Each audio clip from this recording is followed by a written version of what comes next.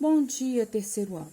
Nesse quadro aí, nós temos dois tempos, que é o passado contínuo e o passado irregular, usando duas partículas, que é o when e o while.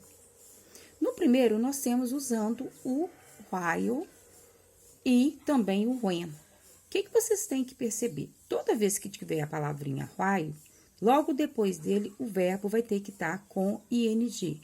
Olha um exemplo aí para mim. While he was dieting. While, que significa enquanto, o verbo seguinte tem que estar com verbo to be no passado e o outro verbo no ing. E a segunda parte da frase tem que estar no passado, que é o caso he became will. Então, fica while he was dieting, he became will. A primeira parte com ing e a segunda parte no passado. Olha o outro exemplo, he was surfing, de novo. Primeira parte com ing e a outra parte depois do when lá também no passado. Então, esse exercício aqui, vocês têm que verificar que while, logo depois dele, o verbo tem que estar com ing, verbo to be no passado e ing. Também nós podemos usar a palavrinha when, que tem lá, when já significa quando. Quando é usada a palavrinha when, o verbo tem que estar sempre no passado. Isto é, com ed ou com a forma irregular dele, tá? Que aí tem que olhar aquela lista de verbos que vocês já viram há tempo, tá? Vocês têm que perceber, no quadro de lado, que tem aí A e B, é para fazer os exercícios. Então, se vocês escolherem fazer frases com while ou com when, aí vocês vão pegar a primeira parte aqui da letra A e a segunda parte vai ser com a letra B. Se você escolher fazer com while, igual tá aqui no exemplo, o que você vai fazer? Você vai colocar while, mass dream, and, been, affect.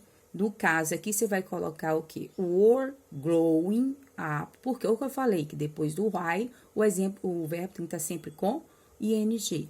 E depois, a segunda parte, vocês vão copiar o que está escrito aqui com o verbo no ed. O que está escrito na frase B, com a letra com ed. Se você escolher o exercício a frase número 2, vocês vão começar com o quê? Com when. Esse verbo que tiver logo depois aqui, que vai ser o verbo call, vai ter que ficar com ed. A segunda parte também, o verbo vai ter que ficar com ed. Se vocês escolherem aqui com while, você vai fazer uma frase com while, o verbo aqui, vocês vão ter que colocar o verbo como eu falei mesmo, o verbo iat que tem que ficar com ing. E depois copiar a outra frase com o verbo no passado, que no caso é o verbo no caso de read, né? Aí vai ficar, no caso, no passado, ele é read, só muda a pronúncia. Então, é como faz esse exercício aí, tá? A primeira frase, me parece que tem até um exemplo. Aqui, o primeiro negócio está escrito aí, o primeiro exemplo está feito aí para vocês continuarem, ok?